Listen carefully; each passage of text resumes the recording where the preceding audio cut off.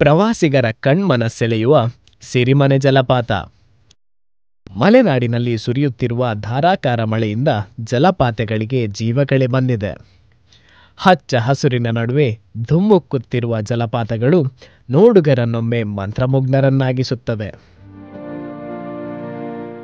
ಪಶ್ಚಿಮ ಘಟ್ಟದ ರಮಣೀಯ ಪರಿಸರದಲ್ಲಿ ಮೈದುಂಬಿ ಹರಿಯುತ್ತಿರುವ ಸಿರಿಮನೆ ಜಲಪಾತ ಪ್ರವಾಸಿಗರನ್ನು ಕೈಬೀಸಿ ಕರೆಯುತ್ತಿದೆ. ಸಿರಿಮನೆ ಜಲಪಾತದ ಪ್ರಾಕೃತಿಕ ಸೌಂದರ್ಯವನ್ನು ಕಣ್ಮನ ತುಂಬಿಕೊಳ್ಳಲು ವಿವಿಧ ಕಡೆಗಳಿಂದ ಪ್ರವಾಸಿಗರು ಆಗಮಿಸುತ್ತಿದ್ದಾರೆ.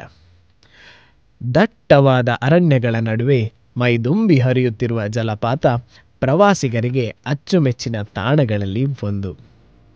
ರಾಜ್ಯ ಹಾಗೂ ಹೊರ ರಾಜ್ಯಗಳಿಂದ ಪುಣ್ಯಕ್ಷೇತ್ರ ಶೃಂಗೇರಿಗೆ ಆಗಮಿಸುವ ಪ್ರವಾಸಿಗರು 13 ಕಿಲೋಮೀಟರ್ ದೂರದ ಕಿಗ್ಗಾದ ಪುರಾಣ ಪ್ರಸಿದ್ಧ ಶ್ರೀ ಋಷ್ಯಶೃಂಗ ಸ್ವಾಮಿ ದೇವಸ್ಥಾನಕ್ಕೆ ಭೇಟಿ ನೀಡುವುದಲ್ಲದೆ ಇಲ್ಲಿಂದ 5 ಕಿಲೋಮೀಟರ್ ದೂರದಲ್ಲಿರುವ ಸಿರಿಮನೆ ಜಲಪಾತಕ್ಕೂ ಭೇಟಿ ನೀಡಿ ಜಲಪಾತದ ಸೊಬಗನ್ನು ಕಣ್ತುಂಬಿಸಿಕೊಳ್ಳುತ್ತಾರೆ. ಪುಟ್ಟ ಜಲಪಾತವಾದರೂ ಸಿರಿಮನೆಯ ಸೊಬಗಿಗೆ ಸೋಲದವರಿಲ್ಲ.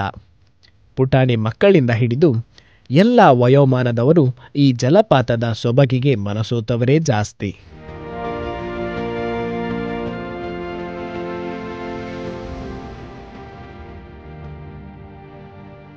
ಜಲಪಾತದ ಬಳಿ ತಲುಪಲು ಕೆಲವು ಸುಸಜ್ಜಿತ ಮೆಟ್ಟಿಲುಗಳಿದ್ದು ಸುಲಭವಾಗಿ ಇಳಿಯಬಹುದಾಗಿದೆ. ಕೆಳಗೆ ಇಳಿದಂತೆ ಅಲ್ಲಿ ಕಾಣುವ ಜಲಪಾತದ ದೃಶ್ಯ ಎಂಥವರನ್ನು ಮಂತ್ರಮುಗ್ಧರನ್ನಾಗಿಸುತ್ತದೆ.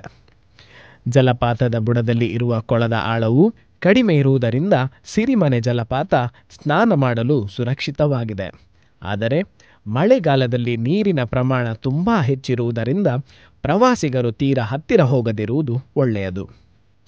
ಕರ್ನಾಟಕದ ಸುಂದರವಾದ ಮಲೆನಾಡು ಪ್ರದೇಶವು ಅದರ ಸುಂದರ ರಮಣೀಯತೆಗೆ ಹೆಸರುವಾಸಿಯಾಗಿದೆ. ಅಂತಹ ವಾತಾವರಣದ ಜೊತೆ ಇಂತಹ ಸುಂದರ ಮನಮೋಹಕ ಜಲಪಾತಗಳು ಪ್ರವಾಸಿಗರನ್ನು ತನ್ನತ್ತ ಸೆಳೆಯುತ್ತವೆ.